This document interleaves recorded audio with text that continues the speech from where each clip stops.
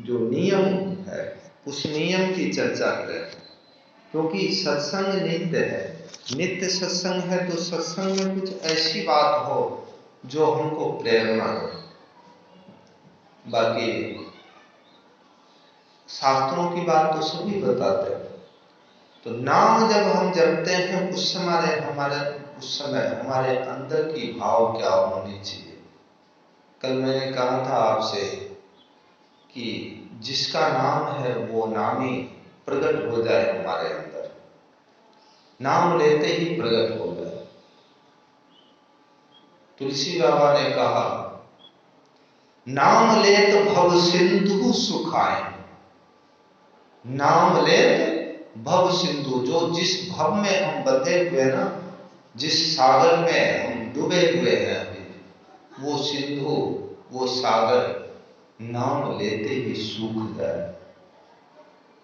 हम उस सागर को पार करने की बात कर रहे हैं ना, तो पार करने के लिए सहारा चाहिए, नौका चाहिए, जब तो हम उस पार जाएंगे। और जब वो सूख जाएगी तो पैदल ही चले जाए, किसी की सहारा की जरूरत ही नहीं। जैसे गिरिराज की परिक्रमा करते हैं ना, साल में 2-3 बार करते हैं, बोलिए तो वैसे चले जाएंगे। सूखा रहेगा तो तुरंत। तो तुलसी बाबा ने कहा, नाम लेत भव सिंधु सुखाई।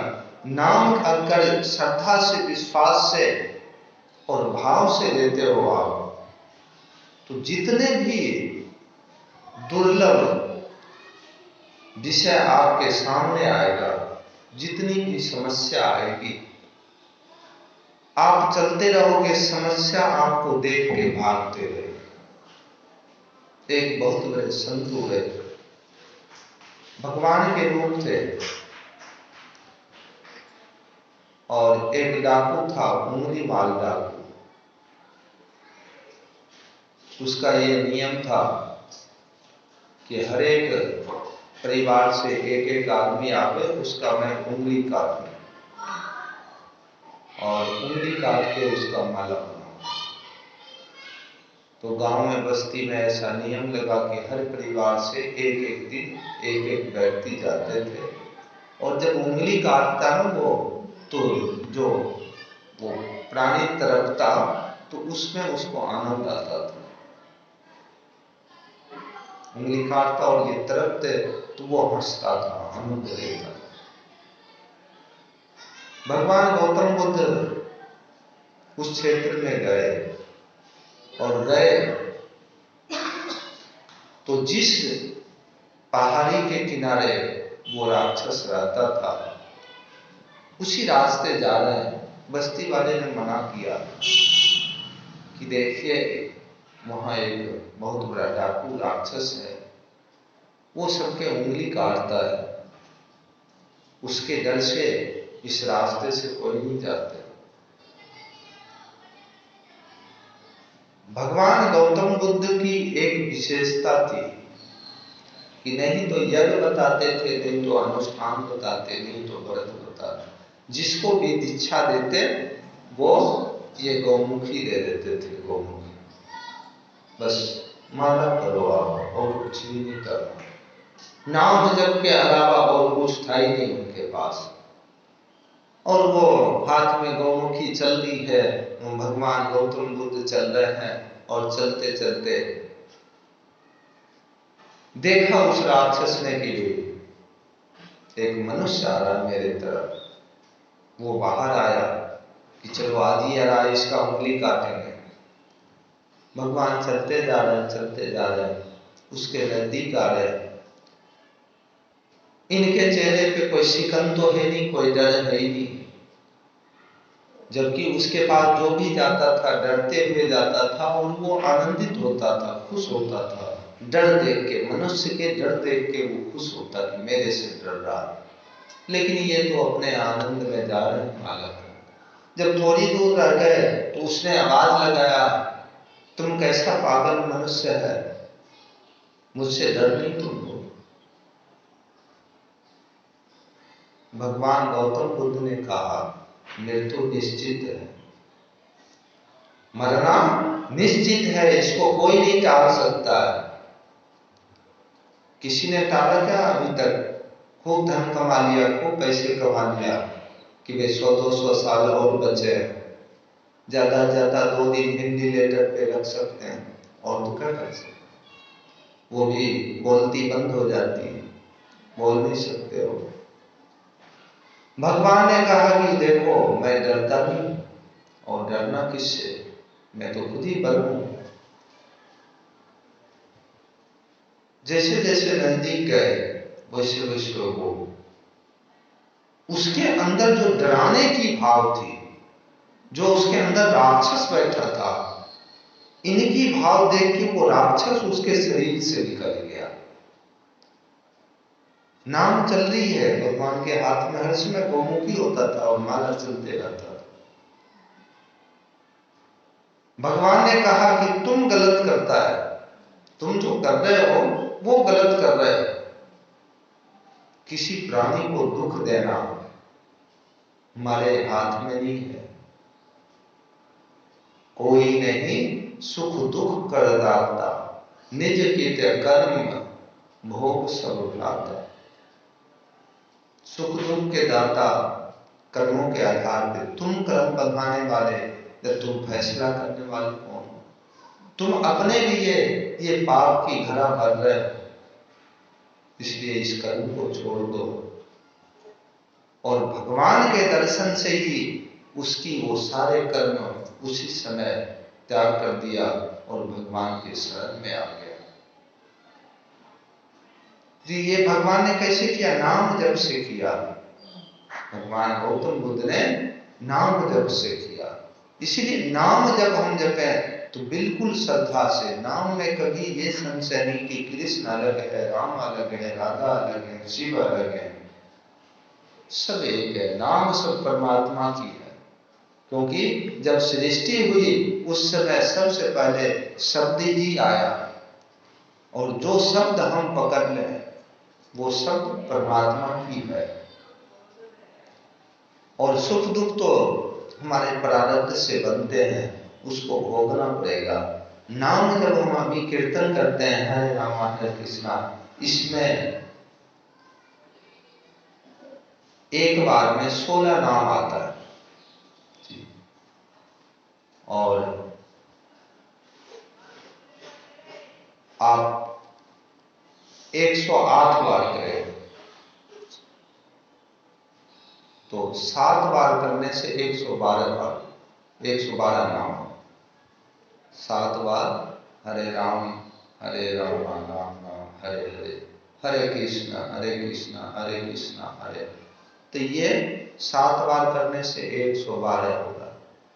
अगर श्रद्धा से इसको ही गा लिया तो एक माला तो हो गई ना। भरत जी नाम जप करते थे जब वो राजा थे, प्रभु श्री राम वनवास में थे, उस समय नाम जप करते थे। हर एक नाम पे भरत जी के आंख से आंख के आंसू के बूंद गिरते थे, हर एक नाम पे गिर। क्यों गिरता था? कारण ये था कि जिसका नाम था उस नामी से भरत जी बहुत प्रेम करते थे। भागवत में विशेष वर्णन है 11वें स्कंद में कि आपका कल्याण तभी होगा जब आप नाम जप करोगे और उस नामी से प्रेम यानी संबंध बनाओगे, और संबंध बनाने के बाद उस पर विश्वास करो। ये 3 कर्म, पहला कर्म तो नाम जप, दूसरा कर्म उससे संबंध प्रेम बनाना, और तीसरा कर्म विश्वास करना। जब ये तीनों हो जाएगा तो विश्वास होते ही हम समर्पण हो जाते हैं। कहते हैं कि ये थोड़ा मोबाइल रखना, मैं ये काम कर लूं। तो भाई मोबाइल इनको रखने हम इसलिए दे रहे हैं कि विश्वास। तो जब तक विश्वास नहीं हो तो फिर मोबाइल को हम संभालेंगे नहीं। तो विश्वास होते ही समर्पण का भाव बन जाता है। और जो जब हम प्रभु के चरणों में समर्पण हो गए तो फिर तो हमारा कल्याण हो जाएगा। इसीलिए तुलसी बाबा ने कहा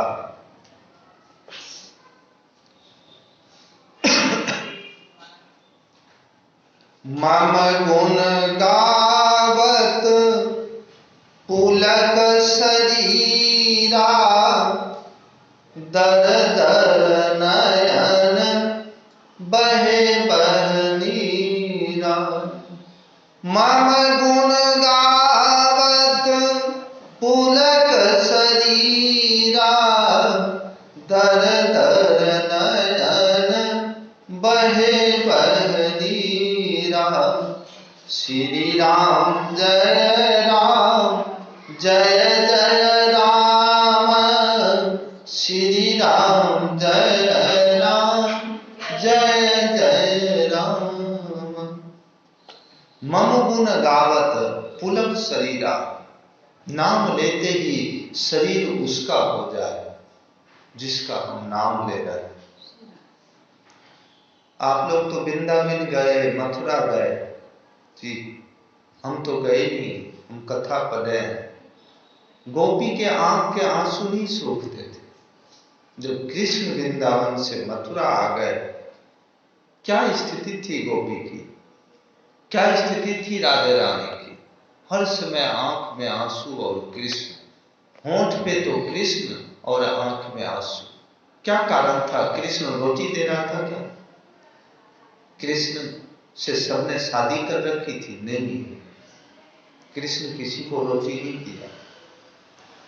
प्रेम था वो, इतना प्रेम था, इतना प्रगाढ़ प्रेम था, जो नाम लेते आंख से आंसू आए, नाम लेते ही गला भर जाए, उसको प्रेम कहते हैं।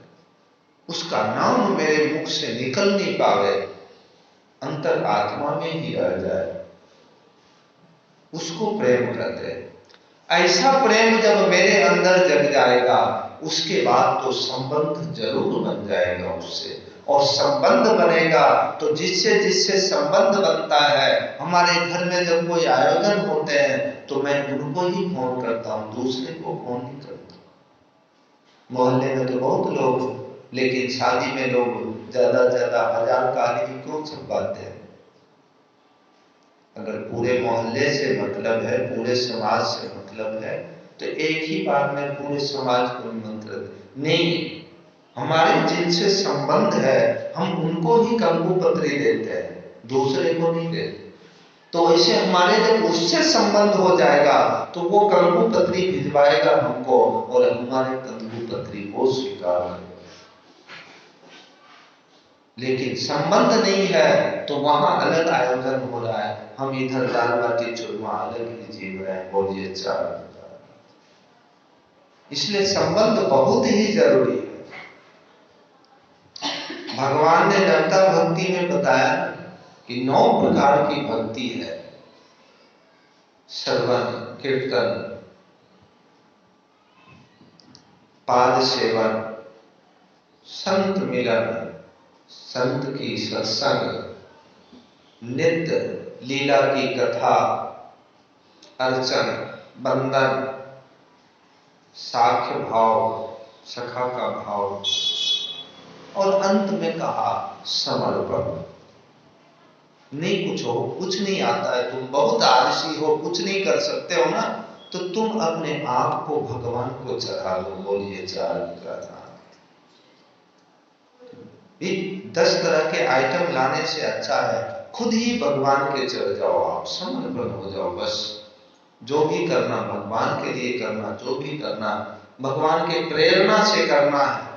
भक्तिमती मीराबाई नाचते नाचते रोती नहीं थी क्या? किसके लिए रोती थी? संपत्ति के लिए, राजपाट के लिए, पति के लिए। कितना प्रेम था।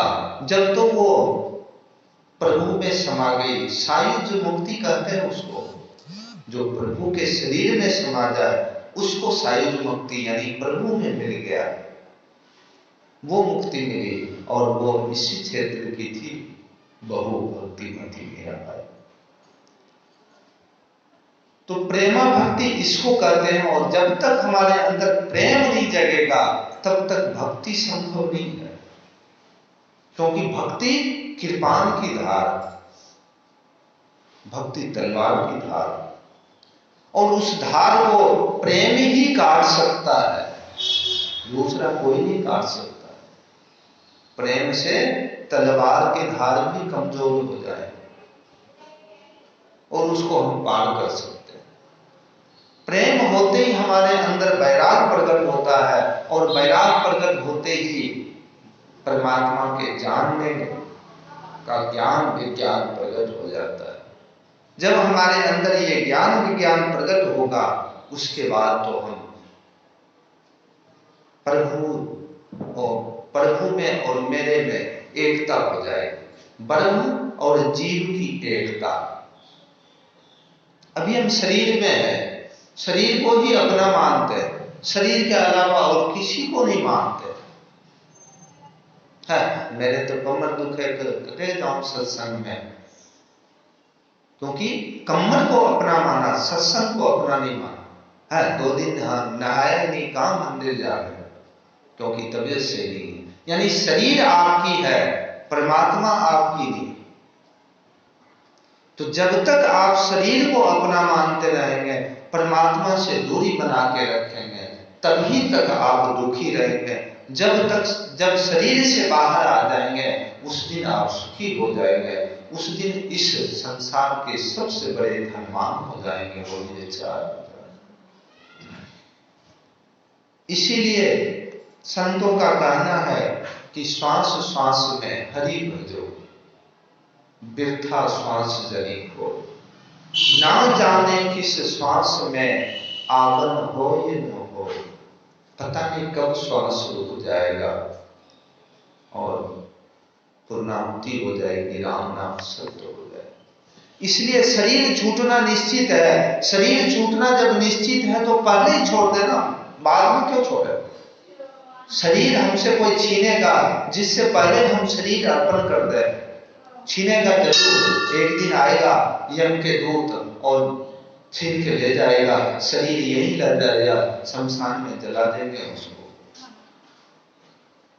तो जो उस दिन कोई मेरे से शरीर छीने तो मैं खुद ही शरीर अर्पण कर दूं। मैं शरीर हूं ही नहीं, अहम बल अस्मि, मैं शरीर नहीं, शरीर मेरा नहीं, मैं तो ब्रह्म हूं, मैं तो अमर हूं, मैं अमर हूं, मैं कभी मरता हूं। ये भाव मेरे अंदर प्रकट होना चाहिए। बिल्कुल शरीर से बाहर, शरीर से कोई मतलब नहीं है। शरीर साधन है। तुलसी बाबा ने कहा साधन धर्म मोक्ष करि द्वारा, पाई जही परलोक समाना। साधन धर्म मोक्ष करि द्वारा, पाई जही परलोक समाना। श्री राम जय राम, जय जय राम, श्री राम जय राम, जय जय राम। ये साधन है। साधन जैसे मोटरसाइकिल है, कार है, जीप है। मोटरसाइकिल पहले होती थी, अब तो साधन कार को कहते हैं, क्योंकि हर घर में कार आने लग गई। अब फिर एक कार तो चाहिए पूरे परिवार से बैठने के लिए, जाने आने के लिए। पैदल तो अब बात ही खत्म हो गई। कभी कभी मैं जाता हूँ, देखता हूँ रास्ते को एक साइकिल वाला मिल जाता है, उसकी क्या दुर्गति होती है रोड पे साइकिल वाले की, क्योंकि सब फास्ट चलने वाले, वो साइकिल वाला बड़ी मुसीबत में रहता है। अब साधन कार होगी, वैसे ये साधन है हमारा। किसके? धर्म के। साधन धर्म के है, साधन धन के नहीं है। धन अर्जित करने की साधन नहीं, ये साधन धर्म मोक्ष करि द्वारा। तुलसी बाबा समझा के कह रहे हैं, 3 शब्द ही लिखा आदि चौपाई में, साधन धर्म मोक्ष। ये साधन धर्म के द्वारा मोक्ष प्राप्त करने के लिए, लेकिन नहीं, हम तो बस झाड़ू पोछा और नहाने में 12 बजा देते हैं, बोलिए 4 बजे। अभी इतना बड़ा मंदिर में झाड़ू पोछा होता है, फिर भी 8:15 बजे आरती हो जाती, श्रृंगार। और उसके बाद सारे नित्य कर्म भी होते हैं। लेकिन अब वो घर के काम करते करते बातें चल दी है, बाहर आए तो पड़ोसी से बातें करने लग गए, उसमें 12 बज जाती। इसीलिए साधन को सुरक्षित सजा के, स्वस्थ सजा के, शरीर की बिल्कुल ऐसे रखें, सजा के स्वस्थ रखें और हर समय भजन करें, तो ही मोक्ष के द्वार तक हम पहुंच सकते हैं। साधन धर्म मोक्ष का ही द्वार, जिसने इसको पा लिया वो भवसागर पार कर गया। देवता लोग लड़ाई कराते हैं इसको पाने के लिए, मनुष्य शरीर पाने के लिए, मिलता नहीं है। और हमको मिला है तो हम समय नहीं दे रहे, हम इस शरीर को समझ नहीं रहे। इसीलिए तुलसी बाबा ने कहा, क्षिति जल पावक गगन समीरा, पंच रचित यह अधम शरीरा। क्षिति जल पावक गगन समीरा, पंच रचित यह अधम शरीरा। श्री राम जय जय राम, श्री राम जय जय राम। 5 तत्व से मेरा शरीर बना, क्षिति जल पावक गगन समीरा।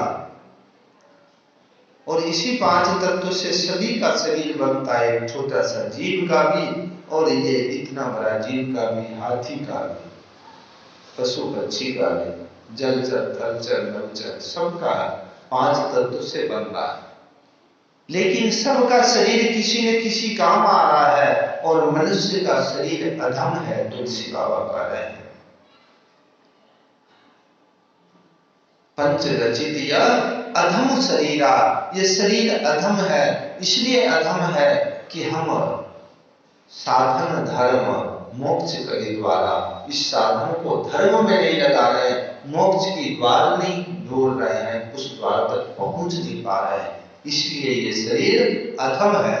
जिसने पाया, जिसने धर्म को अपनाया, वो परमात्मा को प्राप्त कर लिया, मोक्ष की द्वार तक चले गए, भव सागर पार कर लिए।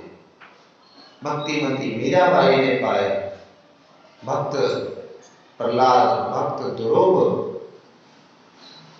सूरदास जी, कबीरदास जी, रैदास जी, कितने संत महात्मा, कितने बड़े बड़े महान पुरुष हुए। और बार बार मैं कहता हूं, भगवान भक्त से मिलने आते हैं, हमको भगवान के पास जाने की जरूरत नहीं।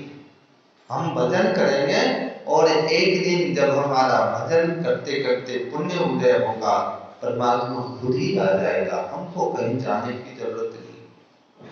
क्योंकि आप जितनी कथा सुनते हो सब में भगवान आए हैं। भक्त वैकुंठ धाम जाके मिलने नहीं गया। वैकुंठ धाम तो बिरजू जी महाराज गए थे, देखा लक्ष्मी चरण में बैठी है, दबा रही है, और जाते ही मारा एक लात खींच के छाती में भगवान के। भगवान उठ के दौड़ के आए, बोले प्रभु कहीं आपके पैर में चोट तो नहीं आ गई, क्योंकि मेरी ये छाती जो है वज्र की है, वज्र समान है, इसलिए तो मैं, मुझको दया नहीं आती है जीव पे। ये संसार के जीव के कष्ट को मैं यहाँ बैठे बैठे देखता हूँ, ये वज्र की छाती, आपके पैर में मोच आ गई हो। लक्ष्मी ने श्राप दे दिया। इसीलिए तो मैं सत्संग में आपसे कहा था लक्ष्मी पूजा से पहले कि ब्राह्मण का कर्म ही नहीं है लक्ष्मी पूजा करना, फिर भी करते।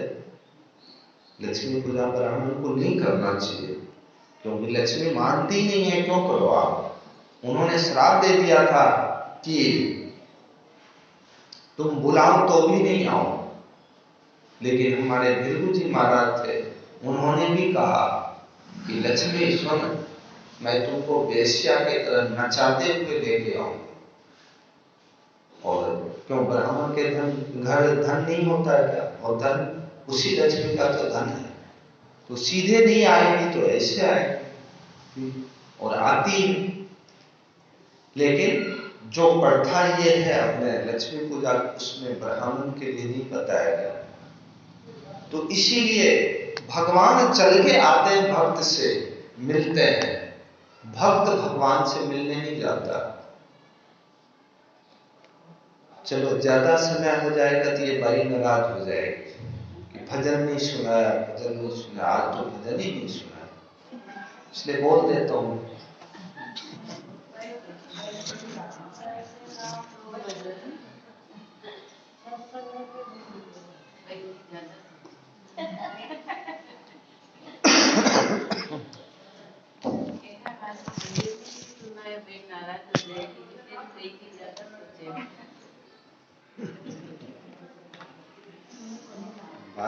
भाई जी नाच रहे थे उस दिन डीजे पे, डीजे पे नाच रहे थे।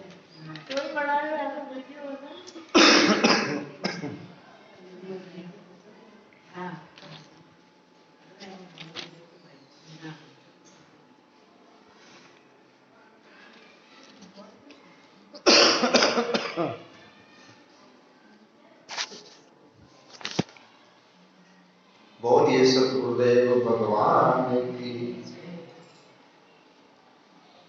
मेरा तार प्रभु से जोड़े कि ऐसा कोई संत मिले, मेरा तार प्रभु से जोड़े, ऐसा कोई संत मिले, ऐसा कोई संत मिले, ओ ऐसा कोई गुरु मिले, मेरा मन का रास्ता खोले, ऐसा कोई संत मिले, मेरे मन का रास्ता खोले, ऐसा कोई संत मिले, मेरा तार प्रभु से जोड़े, ऐसा कोई संत मिले, मेरा तार प्रभु से जोड़े, ऐसा कोई मिले। संत रस के परे महात्म, संत रस के परे महात्म, दुर्लभ जग में संत समागम, दुर्लभ जग में संत समागम, मेरे मन के भरम को तोड़े, ऐसा कोई संत मिले, मेरे मन के भरम को तोड़े, ऐसा कोई संत मिले, मेरे रास्ता मोड़े, ऐसा कोई संत मिले, मेरा तार प्रभु से, ऐसा कोई ओ भटकत भटकत पथ नहीं मिलता, भटकत भटकत पथ नहीं, ये मन मेरा रोके नहीं रुकता, ये मन मेरा रोके नहीं रुकता, मेरे मन को कोई रोके, ऐसा कोई संत मिले, मेरे मन को कोई रोके, ऐसा कोई संत मिले, मेरे मन के तार को मोड़े, ऐसा कोई संत मिले, मेरा तार प्रभु से जोड़े, ऐसा कोई संत मिले, माया से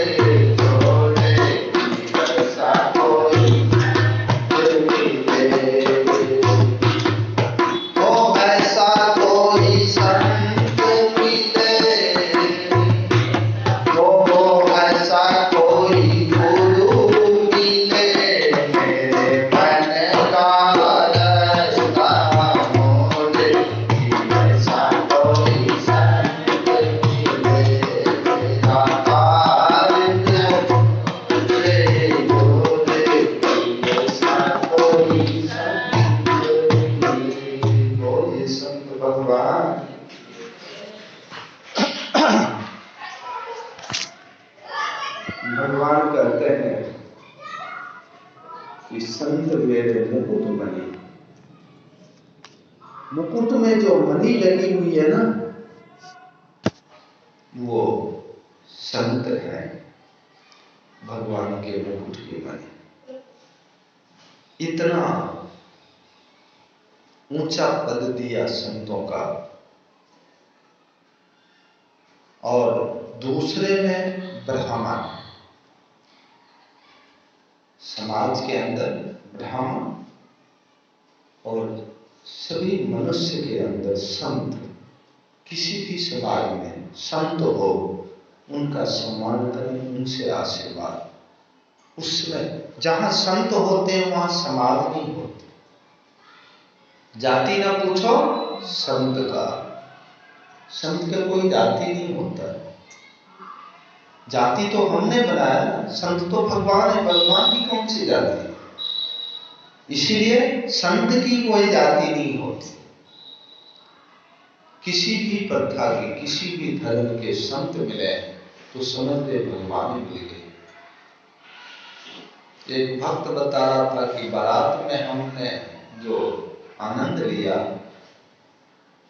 भाव ऐसा बन गया, जो सोए तो रात में 4 भुजानाथ 4 बार दर्शन दिए।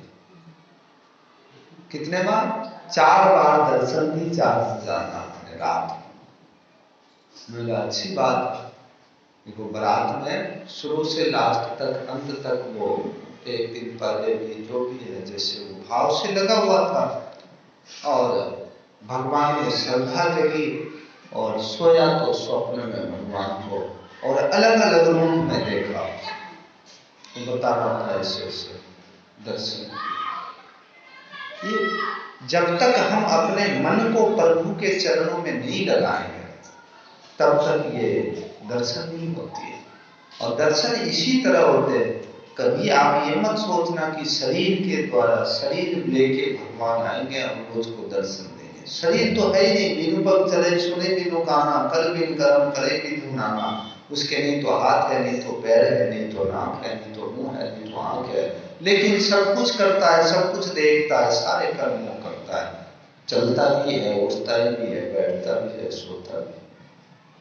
इसीलिए वो सब कुछ करेंगे, हम अपना कर्म करते रहें तो करें, नहीं तो फिर वो झांकेंगे नहीं इधर। इसीलिए संत महात्मा कहते हैं,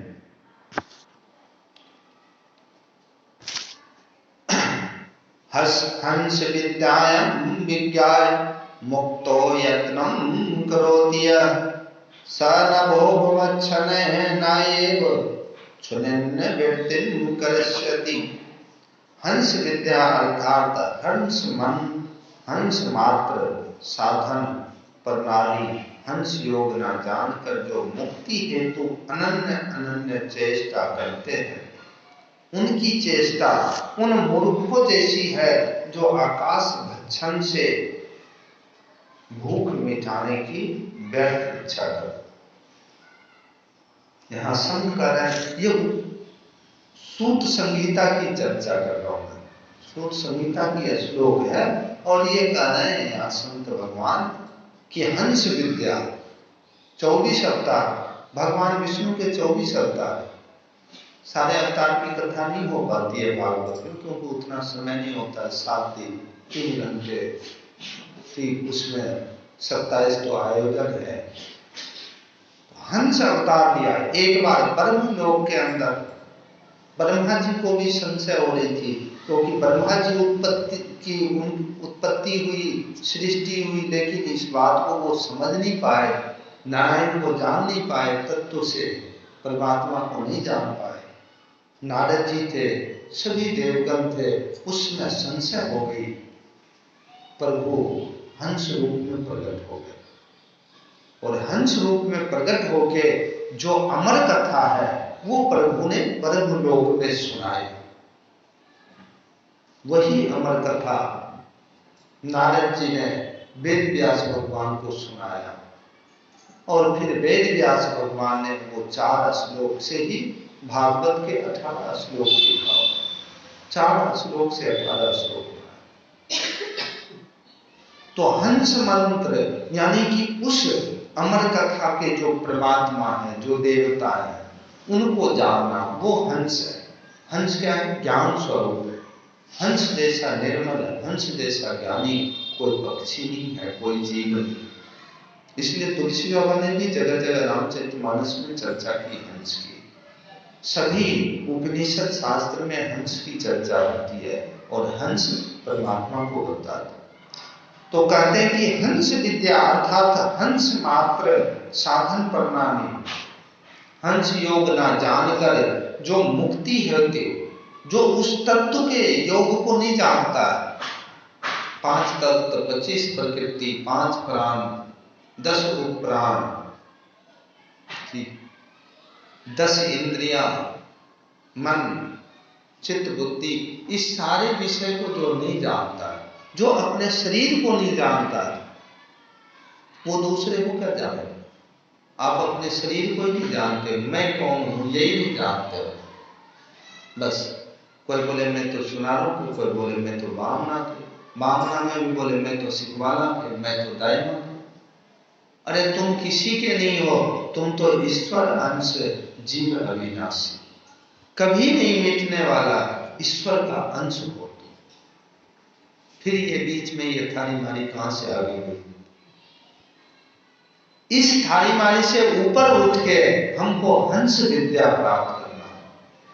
और हंस विद्या वही है जो आपके गुरु के द्वारा आपके कान में जो मंत्र दिया, वही हंस मंत्र है। और उसी मंत्र से हंस को आप प्राप्त कर सकते हैं। दूसरा और कोई संसार में मंत्र है ही। रामचरितमानस में तुलसी बाबा ने कहा, जब माता सबरी को प्रभु श्री राम समझा रहे और नड्डा भक्ति बता रहे हैं, उस समय प्रभु ने कहा, मंत्र जाप मम दृढ़ विश्वासा, मंत्र जाप मम दृढ़ विश्वास, दृढ़ विश्वास से मंत्र जाप करो। और मंत्र वो जो वेद प्रकाशा, जो मंत्र वो होनी चाहिए जो वेद का मंत्र है। तो राम, कृष्ण और शिव, ओम, ये सारे जितने मंत्र हैं, ये सब वेद के मंत्र हैं। इसके अलावा जो मंत्र आपको मिलता है वो पुराण के, शास्त्र के। तो शास्त्र के मंत्र जाप नहीं करना चाहिए, इससे आपकी मुक्ति नहीं हो। ये सुख दुख का साथी। मुक्ति के लिए तो जो वेद में ये शास्त्र प्रमाण है कि मंत्र वो हो जो वेद में वर्णन।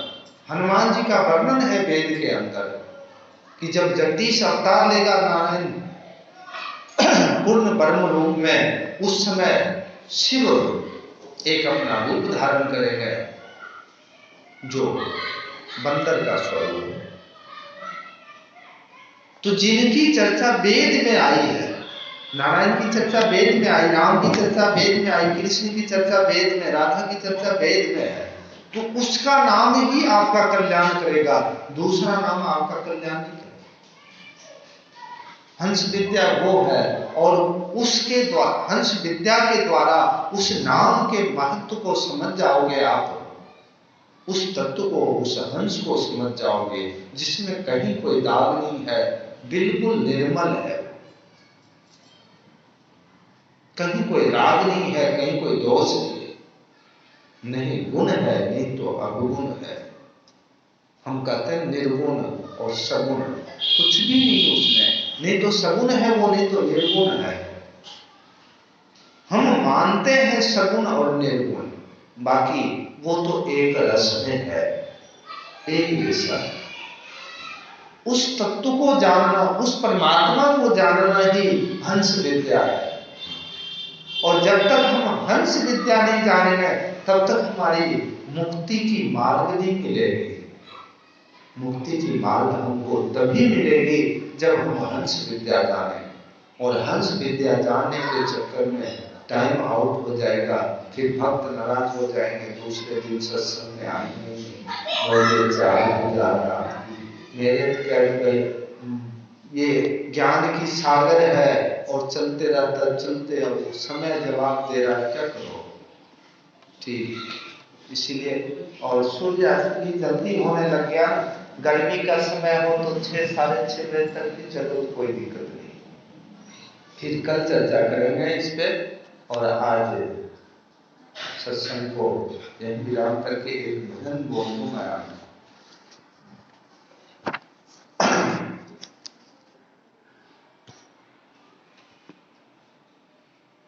मुक्ति का कोई तू जतन करे,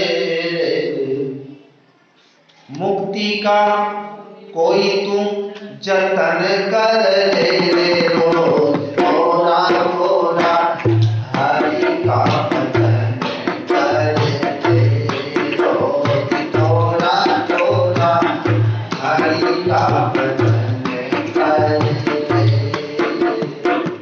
मुक्ति का कोई तो जतन करे, मुक्ति का कोई तो जतन करे, रोज थोड़ा थोड़ा हरि का भजन करे, रोज थोड़ा थोड़ा